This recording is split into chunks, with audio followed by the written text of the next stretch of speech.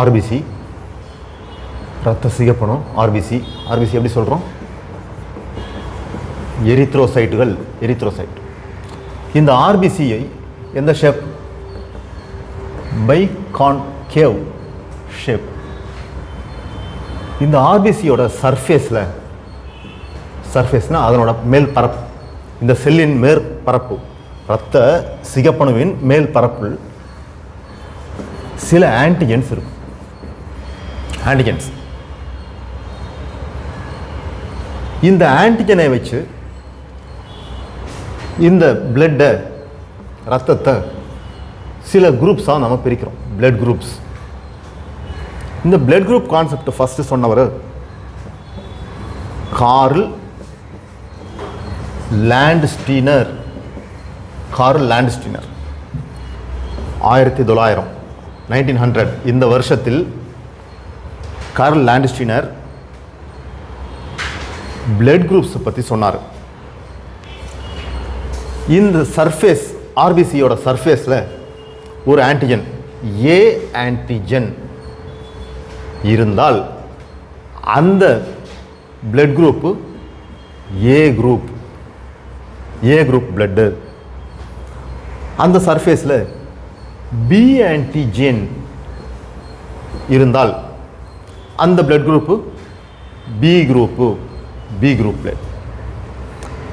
ஏ antigen B antigen ரெண்டுமே இருந்தால் A antigen plus B antigen, ரெண்டு ஆன்டிஜனும் இந்த ஆர்பிசியோட சர்ஃபேஸ் பரப்பில் இருந்தால் இப்படி இருக்கும், biconcave disc. A antigen B antigen both இரண்டுமே இருந்தால் அந்த blood group AB group, AB group. ரெண்டு ஆன்டிஜனுமே இல்லை, நோ ஆன்டிஜன், ஆர்பிசியோட சர்ஃபேஸில் ஆன்டிஜனே இல்லை, அப்படி என்றால் அது ஓ குரூப் பிளட்டு. இதுதான் பிளட் குரூப்ஸ். இந்த சிஸ்டம், அதுக்கு பேர் ABO system of blood groups. A group blood, B group blood, O group blood. இந்த மூன்று குரூப்புகளையும் 1900 கார்ல் லாண்ட்ஸ்டீனர் கண்டுபிடித்தார். அடுத்து 1902 டி காஸ்ட்ரெல்லோ ஒரு பேர் அண்ட் ஸ்ட்ருலி, இவங்க ரெண்டு பேரும் சேர்ந்து ஏபி குரூப்பை கண்டுபிடித்தாங்க. AB group, A group, B group, O group, இந்த மூன்று குரூப்புகளை கார்ல் லாண்ட்ஸ்டீனர் கண்டுபிடித்தார். ஏபி குரூப்பை டி காஸ்ட்ரெல்லோவும் ஸ்ட்ரூலியும் சேர்ந்து கண்டுபிடித்தாங்க. அடுத்தது 1940 இதே கார்ல் லாண்ட்ஸ்டீனர் இன்னொரு ஆன்டிஜனை கண்டுபிடித்தார், அதே ஆர்பிசியில். அந்த ஆன்டிஜனுக்கு பேர் ஆர்ஹெச் ஆன்டிஜன். Rh antigen. இந்த ஆர்ஹெச் ஆன்டிஜன் ஏன் ஆர்ஹெச்னால் அது ஒரு குரங்கிலிருந்து கண்டுபிடித்தது. ரீசஸ் மங்கி, ரீசஸ் மங்கி, அந்த ரீசஸில் இருக்கிற ஆர்ஹெச், அதான் ஆர்ஹெச், ரீசஸ் மங்கி. ஆர்ஹெச் ஆன்டிஜன் இதையும் கார்ல் லாண்ட்ஸ்டீனர் கண்டுபிடித்தார். இந்த ஆர்ஹெச் ஆன்டிஜன் இந்த இரத்த சிகப்பணுவின் பரப்பில் இருந்தால் அந்த blood group Rh positive, Rh இருக்கிற. இந்த ஆர்ஹெச் ஆன்டிஜன் இந்த சர்ஃபேஸில் இல்லை என்றால் அந்த blood group Rh negative. RBC இரத்த சிகப்பணு, அதன் மேல் பரப்பில் சில ஆன்டிஜன்கள். எந்தெந்த ஆன்டிஜன்கள்? A antigen, B antigen, Rh antigen. A antigen மட்டும் இருந்தால் அந்த group A group, B antigen மட்டும் இருந்தால் B group, A antigen B antigen ரெண்டுமே சேர்ந்திருந்தால் ஏபி குரூப். எந்த ஆன்டிஜனும் இல்லை, அது ஓ குரூப். இந்த ஆர்ஹெச் ஆன்டிஜன் இருந்தால் ஆர்ஹெச் பிளஸ், இல்லையானால் ஆர்ஹெச் நெகட்டிவ். இப்போ ஏ ஆன்டிஜனும் ஆர்ஹெச் ஆன்டிஜன் ரெண்டு ஆன்டிஜன் சேர்ந்திருந்தால் அது எந்த group? A antigen Rh antigen ரெண்டும் இருக்கிறது, அப்போ அது ஏ பாசிட்டிவ் அப்படி சொல்லுவோம். பி ஆன்டிஜன் இருக்கிறது, RH ஆன்டிஜனும் இருக்கிறது. ரெண்டும் பியும் RH இருந்தால் பி பாசிட்டிவ். இப்போ பி மட்டும் இருக்கிறது, பி ஆன்டிஜன், RH ஆன்டிஜன் இல்லை, அப்போ அது பி நெகட்டிவ். எல்லா ஆன்டிஜனும் இருக்கிறது, ஏ பி RH, ஏவும் இருக்கும் பியும் இருக்கும் RHம் இருக்கும். அப்படி இருந்தால் ஏவும் இருக்கிறது பியும் இருக்கிறது RHம் மூன்றுமே இருந்தால் ஏபி பாசிட்டிவ். எதுவுமே இல்லை, ஏவும் இல்லை பியும் இல்லை RHம் இல்லை, எதுவுமே இல்லைன்னா அது ஏ ஆன்டிஜனும் இல்லை பி ஆன்டிஜனும் இல்லை, நோ ஆன்டிஜன், எந்த ஆன்டிஜனும் இல்லை, RH ஆன்டிஜனும் இல்லை. அப்போ அது எப்படி சொல்லுவோம்? O negative. O negative means no antigen, எந்த ஆன்டிஜனும் இல்லை. 3 ஆன்டிஜனும் இருக்கிறது, ஏவும் இருக்கிறது பியும் இருக்கிறது RH இருக்கிறது. அது எப்படி சொல்லுவோம்? ஏ ஆன்டிஜனும் இருக்கிறது, பி ஆன்டிஜன், RH ஆன்டிஜன். 3 ஆன்டிஜனும் இருந்தால் அதை எப்படி சொல்லுவோம்? A B positive. 3 சேர்ந்திருந்தால் ஏபி பாசிட்டிவ், 3மே இல்லைனால் அது ஓ நெகட்டிவ். அடுத்தது யூனிவர்சல் டோனார். டோனார்னா கொடுக்கிறவர், யூனிவர்சல்னா அனைவருக்கும். அனைவருக்கும் பிளட்டை கொடுக்கலாம். யார் கொடுக்கலாம்? Universal donor, O negative. Universal donor. அப்போ ஓ நெகட்டிவ் குரூப்பு எல்லாருக்கும் பொருந்தும், அதனால் அது யூனிவர்சல் டோனார். அனைவருக்கும் பொருந்தக்கூடிய பிளட் டொனேஷன், பிளட் ரத்த தானம் பண்ணுறாங்க. அந்த ரத்த தானத்தில் யாருக்கு வேணால் கொடுக்கலாம், அதனால் அது யூனிவர்சல் டோனார். இவர் யாருக்கு வேணால் அந்த பிளட்டை கொடுக்கலாம், அவரோட பிளட்டை கொடுக்கலாம். யூனிவர்சல் டோனார், அது ஓ நெகட்டிவ். அடுத்து யூனிவர்சல் ரெசிபியன்ட். ரெசிபியன்ட்னா ரிசீவ் பண்ணுறவர், ரெசிபியன்ட். ரெசிபியன்ட் மீன்ஸ் அவர் ரிசீவ் பண்ணுறவர், ரெசிபியன்ட். Universal recipient. இவர் அனைவரிடமிருந்தும் இரத்தத்தை வாங்கிக் கொள்ளலாம். யூனிவர்சல் ரெசிபியன்ட், ரிசீவ் பண்ணுறவர். ஏபி குரூப் உள்ளவங்க, அவங்க எந்த பிளட் குரூப் வேணால் அவங்க ரிசீவ் பண்ணுறார், அதனால் universal recipient. AB universal recipient, donor O group, O universal donor, universal recipient AB.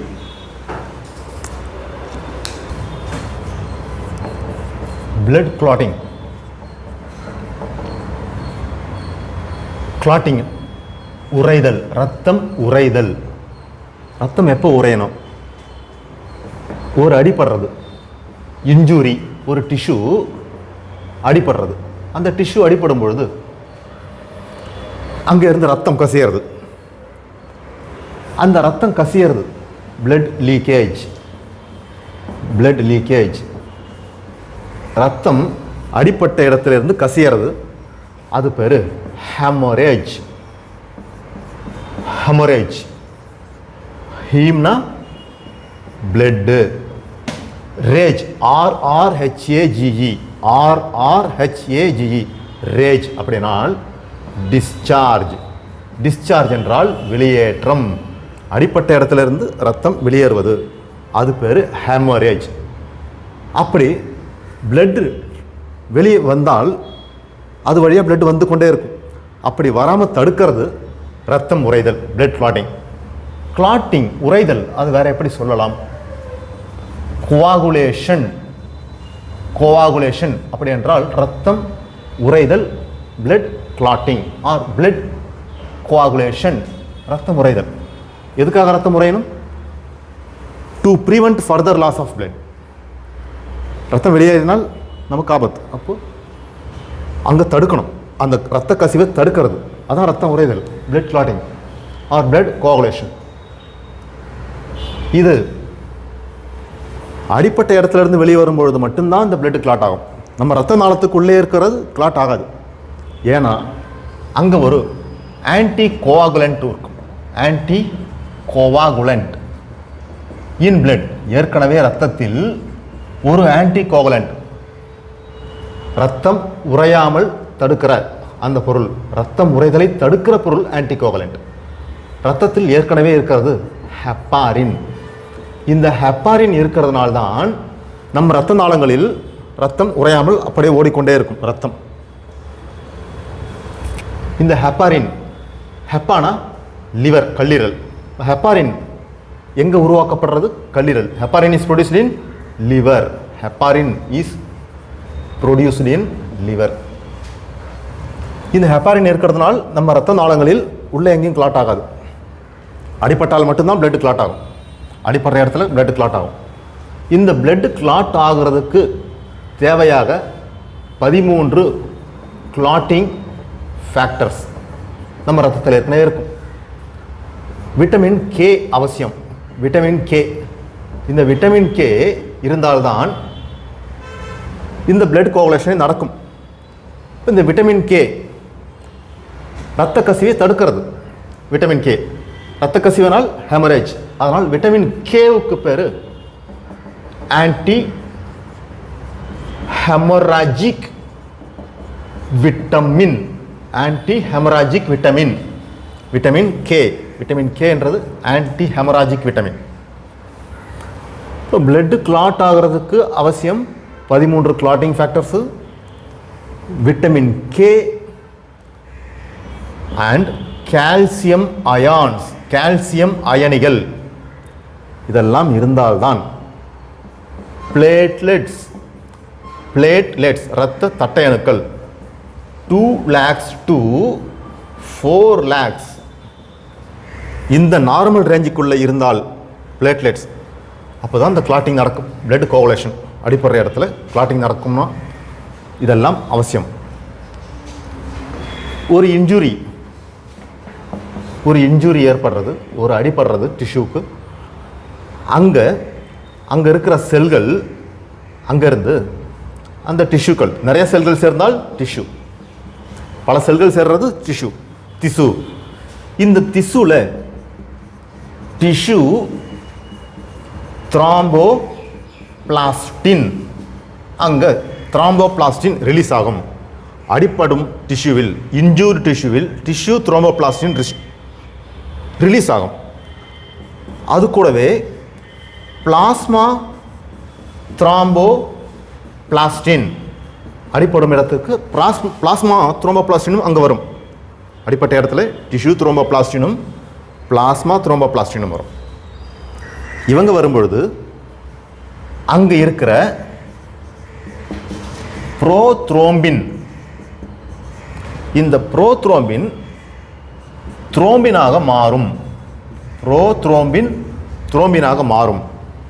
இந்த புரோத்ரோம்பின் த்ரோம்பின் எல்லாம் இந்த கிளாட்டிங் ஃபேக்டர்ஸ். இதே புரோத்ரோம்பின் கல்லீரலில் உருவாகும். புரோத்ரோம்பின் இஸ் ப்ரொடியூஸ்ட் இன் லிவர். இந்த புரோத்ரோம்பின் ஏற்கனவே ரத்தத்தில் இருக்கும். இந்த டிஷ்யூ த்ரோம்போபிளாஸ்டினும் பிளாஸ்மா த்ரோம்போபிளாஸ்டினும் இன்ஜூர்டு டிஷ்யூக்கு வரும்பொழுது இந்த புரோத்ரோம்பின் த்ரோம்பினாக மாறும். இது மாறுவதற்கு ஒரு நொதி அவசியம், ஒரு என்சைம். எந்த என்சைம்? புரோத்ரோம்பினேஸ். புரோத்ரோம்பினேஸ், ஏஎஸ்சி அப்படி முடிந்தால் அது ஒரு நொதி, என்சைம். இந்த புரோத்ரோம்பினேஸ் புரோத்ரோம்பினை த்ரோம்பினாக மாற்றும். அடுத்து இதே ரத்தத்தில் ஃபைப்ரினோஜன், ஃபைப்ரினோஜன் என்ற ஒரு பொருள் இருக்கும். ஃபைப்ரினோஜன், இந்த ஃபைப்ரினோஜனும் கல்லீரலில் தான் உருவாகும்.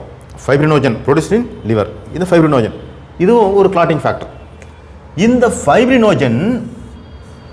ஃபைப்ரினோஜன் கரைய முடியாத, கரையக்கூடிய, சாலிபிள். இது எப்படி சொல்லுவோம்? சாலிபிள். சாலிபிள்னா கரையக்கூடிய. ஏன்னா பிளட்டு அது லிக்விடாக தான் இருக்கும். இப்போ இது கரையக்கூடிய சாலிபிள் ஃபைப்ரினோஜன்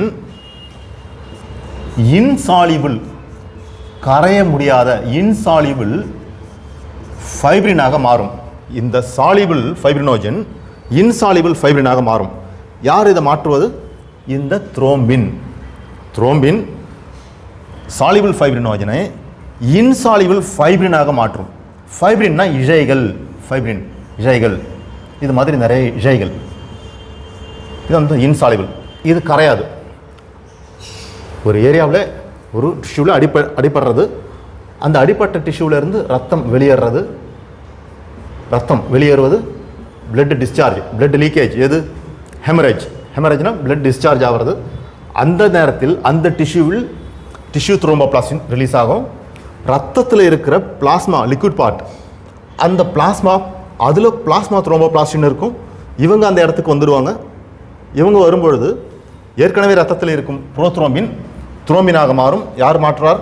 புரோத்ரோம்பினேஸ் என்ற நொதி. அடுத்து இப்போ நமக்கு துரோம்பின் கிடைச்சது. இந்த துரோம்பின் என்ன பண்ணும்?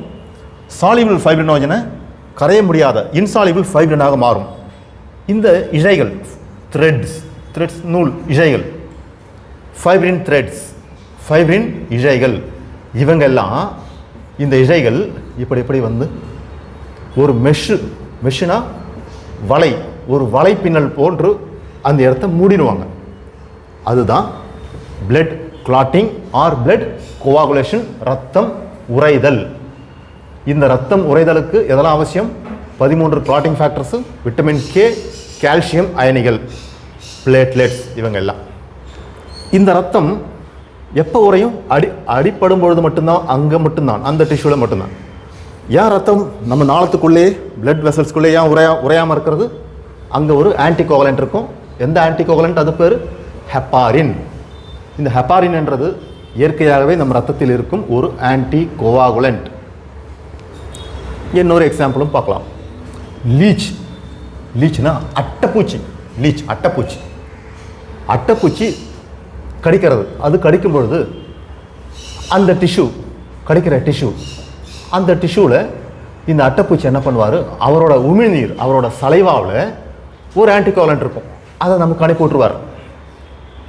அதே நேரத்தில் வலிக்காமல் இருக்கிற அந்த இடம் மறுத்து போகிறதுக்கு அதுக்கான சப்ஸ்டான்ஸையும் அவரோட சலைவா மூலமாக அந்த டிஷ்யூவில் செலுத்திடுவார் கடிக்கும் பொழுது. அங்கே இருக்கிற ஒரு ஆன்டிகோவாகுலண்ட்டு ஹிருடின், HIRUDIN. இந்த ஹிருடின் யாருக்கு இருக்கும்? லீச், அட்டைப்பூச்சியோட சலைவால் இருக்கும். அதனால தான் அட்டைப்பூச்சி கடிக்கும் பொழுது அங்கேருந்து ரத்தம் வெளியேறிக்கொண்டே இருக்கும், உறையாது.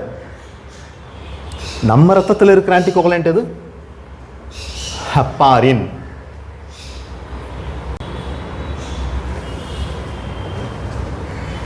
ரத்த நாளம்,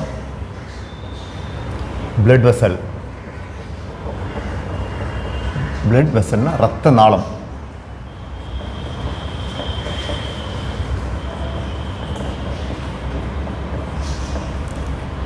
ரத்த நாளம், பிளட் வெசல். எதெல்லாம் blood vessel? Arteries, veins, capillaries.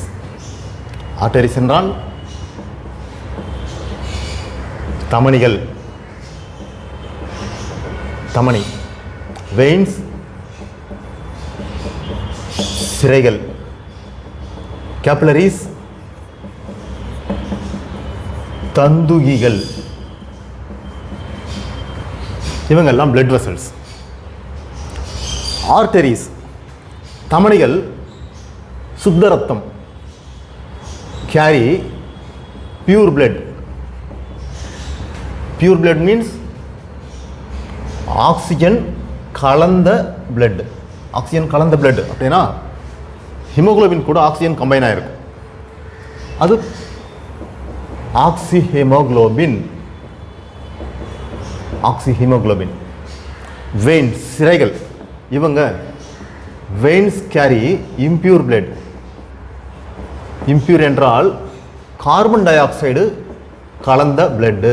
Carbon di oxide haemoglobin கூட கலந்துருக்கும். அதுக்கு பேர் கார்பமினோ ஹீமோகுளோபின். தந்துகியல் இங்கே எது நடக்கிறது? Oxygen carbon dioxide exchange, பரிமாற்றம். Oxygen carbon dioxide exchange நடக்கிறது. அப்போது செல்களுக்கு தேவையான இந்த செல்களுக்கு தேவையான ஆக்சிஜனை செல் எடுத்துக்கும். செல்லோட கழிவுப் பொருள் கார்பன் டை ஆக்சைடை அது வெளியேற்றும். இது ஹீமோகுளோபின் கூட கலந்து, அதே மாதிரி இங்கேயும் ஹீமோகுளோபின் கூட கலந்து. எப்படி கலந்துருக்கும்? எதில் இருக்கும்? ஆர்பிசியில். ஆர்பிசி எதில் இருக்கும்? பிளட்டில். ரத்தம், ரத்தத்துக்குள்ள ஆர்பிசி, ஆர்பிசிக்குள்ளே இருக்கிற நிறமி ஹீமோகுளோபின், அந்த ஹீமோகுளோபின் கூட ஆக்சிஜன் கலந்து ஆக்சி ஹீமோகுளோபின். இந்த ஆக்சி ஹீமோகுளோபின் தான் செல்களுக்குள்ளே போகிறது. எங்கே போகிறது? கேபிலரிஸ். யார் கொண்டு போய் கொடுப்பாரு? கேபிலரிஸ். ஏன்னா ஆர்டரி, ஆர்டரியோட பிரான்ச், அதனோட கிளை ஆர்டீரியோல், வெயின் இவங்களோட கிளை வெனியூல்ஸ். இந்த ஆர்டீரியோல்ஸோட கிளையும் வெனியூல்ஸோட கிளையும் கேபிலரிஸ் தான். அந்த கேபிலரிஸ் தான் செல்களுக்கு தேவையான ஆக்சிஜன் அங்கே கொடுக்கறது, செல்லில் இருக்கிற கழிவுப்பொருள் கார்பன் டை ஆக்சைடு வெளியேற்றுவது. அதனால் தான் இது oxygen carbon dioxide exchange எங்கே நடக்கிறது? கேபிலரிஸில் நடக்கிறது. அதுதான் செல் சுவாசம், செல்லுலார் ரெஸ்பிரேஷன். செல் சுவாசம், நம்ம சுவாசிக்கிற மாதிரி செல்கள் சுவாசிக்கிறது, செல்லுலார் ரெஸ்பிரேஷன். இந்த ஆர்டரிஸ் எல்லாம் deep, they are seated deep inside. ஆர்டரிஸ்லாம் டீப்பாக உள்ள இருக்கும். வெயின்ஸ் எல்லாம் வெளியே தெரியும், நமக்கு வெளியே தெரியாது. இதெல்லாம் வெயின்ஸ், சூப்பர்ஃபிஷியல். வெயின்ஸ் லை சூப்பர்ஃபிஷியல், வெயின்ஸ் லை சூப்பர்ஃபிஷியல், வெளியே இருக்கும். இந்த ஆர்டரிஸ் ஆழமாக உள்ள இருக்கிறதுனால அந்த ஆர்டரிஸோட வெசல், இது ஒரு ஆர்டரி எடுத்துக்கணும்னா அதனோட வெசல், அதனோட லுமென், இங்கே லுமென், LUMEN, லுமென் அதனோட டயமீட்டர். இது ரொம்ப உள்ளே இருக்கிறதுனால இதனோட லுமென் சின்னதாக இருக்கும். எதுக்கு? ஆர்டரிஸ்க்கு. இப்போ அதுக்கு உள்ளே போகிற பிளட்டு இது சின்னதாக இருக்கிறதுனால அதிக அழுத்தத்தோடு செல்லும். ஹை ப்ரெஷர், ஹை ப்ரெஷர், அதிக அழுத்தம், ஹை ப்ரெஷர். இது ஒரு ஆர்டரி. ஆர்டரி. தமனி, தமனிக்குள்ளே போகிற ரத்தம் அதிக அழுத்தத்தோடு செல்லும். இந்த தமனியின் சுவர்கள், தமனியின் சுவர்கள் வால்ஸ், வால்னா சுவர், வால்ஸ் ஆஃப் ஆர்டரி. தமனியின் சுவர்கள் திக்காக இருக்கும். திக், ஏன் திக்காக இருக்கிறது? அது உள்ளே இருக்கிறது, அதுக்குள்ளே போகிற பிளட்டு அதிக ப்ரெஷரில் போகிறது. அது வெயின் எடுத்துக்கணும். வெயின், ஒரு வெயின். வெயினோட லுமென் லார்ஜாக இருக்கும், லார்ஜ் லுமென், லார்ஜ் லுமென். அதனோட டயமீட்டர் அதிகமாக இருக்கும், ஏன்னா மேலே இருக்கிறது. அது மேலே இருக்கிறதுனால இந்த வெயினில் ட்ராவல் பண்ணுற பிளட்டு மேலே இருக்கிறதுனால லோ ப்ரெஷர், குறைந்த அழுத்தத்தோடு தான் செல்லும். இந்த வெயின்ஸோட சுவர்கள் தின்னாக இருக்கும். ஆர்டரியோட சுவர்கள் திக்காக இருக்கும், திக் வால்ஸ். வெயினில் தின் வால்ஸ், தின் வால்ஸ், லோ ப்ரெஷர். அடுத்து ஆஃப்டர் டெத், இறப்பிற்கு பிறகு.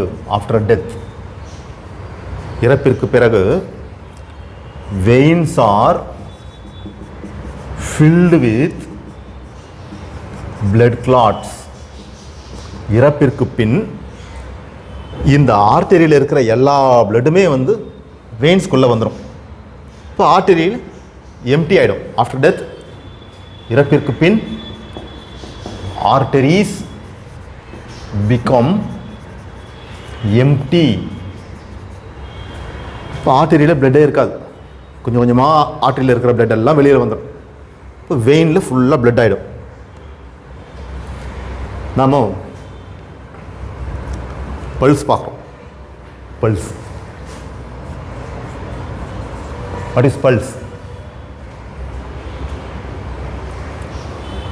ஆர்டரியில் அதிக அழுத்தத்தில் பிளட்டு போகிறது.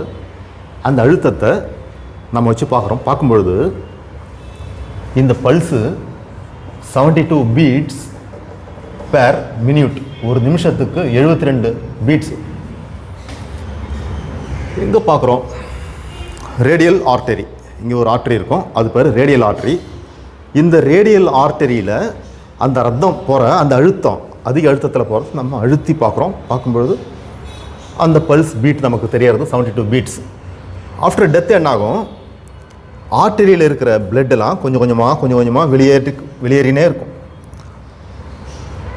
வெயின்ஸ்குள்ளே வந்துடும் எல்லாம். Veins R filled with blood clots. அப்போது இந்த பல்ஸ் கொஞ்சம் கொஞ்சமாக குறையிறது. ஏன் கொஞ்சம் கொஞ்சமாக குறையிறது? இதில் இருக்கிற பிளட் எல்லாம் ட்ரெயின் ஆகணும். ட்ரெயின் ஆகி எங்கே வர்றது? எல்லாம் veins. After death, arteries become empty, veins are filled with blood clots. Blood vessel.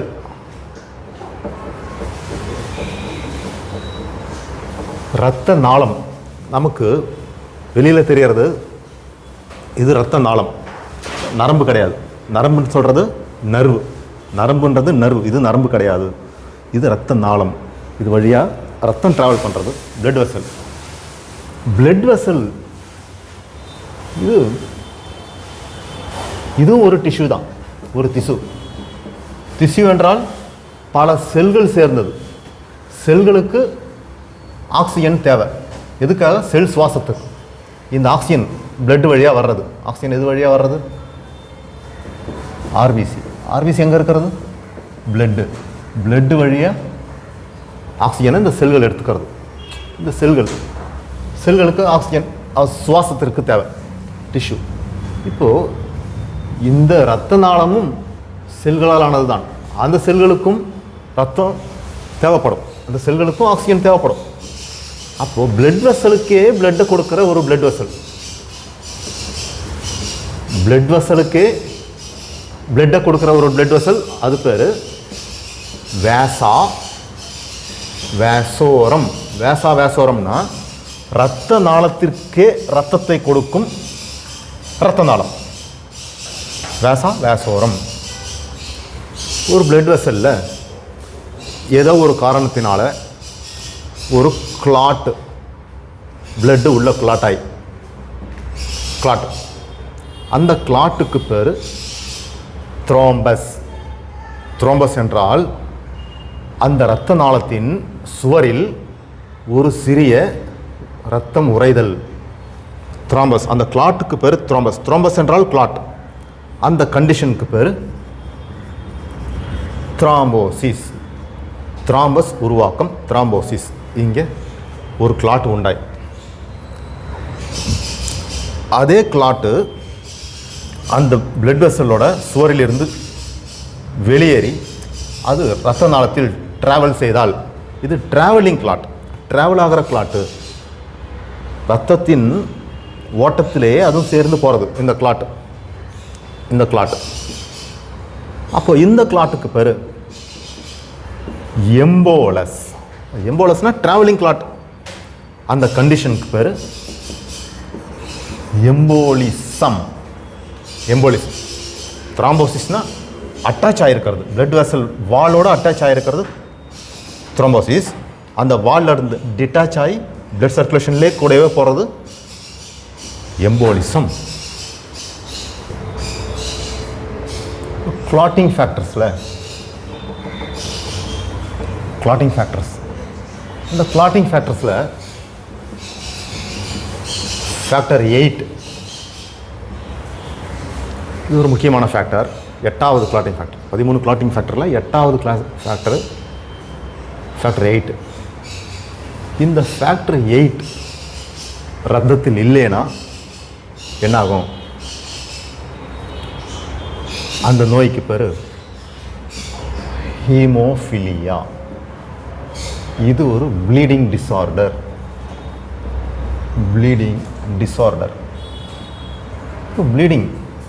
Bleeding வந்து அடிபட்டால் அங்கே ரத்தம் உறையாது. ரத்தம் உறையலை, அப்போ ரத்தம் ப்ளீட் ஆகினே இருக்கும். Bleeding disorder. ப்ளீடிங் இன் ஜாயிண்ட்ஸ். மூட்டுகளில் இரத்த கசிவு இருந்து கொண்டே இருக்கும். இந்த ஃபேக்டர் 8 இல்லைனா, ஃபேக்டர் 8 பற்றாக்குறை, ஃபேக்டர் 8 டெஃபிசியன்சி. ஃபேக்டர் 8 இல்லைன்னா அது கிளாசிக் ஹீமோஃபிலியா. இது ஒரு ப்ளீடிங் டிஸார்டர். இதுக்கான ஜீனை யார் கேரி பண்ணுறாங்க? எக்ஸ் குரோமோசோம் யாருக்கு? ஃபீமேல். இப்போ ஃபீமேல் தான் carrier. Female is carrier for the disease haemophilia. Factor 8 இல்லை, கிளாசிக் ஹீமோஃபிலியா. இன்னொரு ஃபேக்டர், ஃபேக்டர் 9. ஃபேக்டர் 9க்கு பேர் கிறிஸ்மஸ் ஃபேக்டர். இந்த ஃபேக்டர் 9 இல்லைன்னா அந்த டிசீஸு கிறிஸ்மஸ் டிசீஸ். இதே ப்ளீடிங் டிஸார்டர் தான், ப்ளீடிங் இன் ஜாயிண்ட்ஸு. அதே போல் ஃபேக்டர் 11 இதனோட டெஃபிஷியன்சி பற்றாக்குறை. இந்த பற்றாக்குறை ஃபேக்டர் 8, ஃபேக்டர் 9, ஃபேக்டர் 11 இதனோட பற்றாக்குறை எந்த வியாதி உண்டாக்கும்? ஹீமோஃபிலியாவை உண்டாக்கும். இந்த ஹீமோஃபிலியா ஒரு பரம்பரை வியாதி ஹெரிடிட்டரி டிசீஸ். பரம்பரை வியாதி hereditary disease or genetic disease. Gene வழியாக அடுத்த தலைமுறைக்கு கடத்தப்படும் நோய் ஜெனட்டிக் டிசீஸ். இந்த ஜீன் எந்த குரோமோசோமில் இருக்கும்? X chromosome. அப்போது ஃபீமேல் தான் கேரியர், அவங்க கடத்தி அடுத்த பரம்பரைக்கு கடத்தி செல்பவர். இந்த நோயை அடுத்த பரம்பரைக்கு கடத்தி செல்பவர். அதனால் ஜெனட்டிக் டிசீஸ், பரம்பரை வியாதி ஹெரிடிட்டரி டிசீஸ்.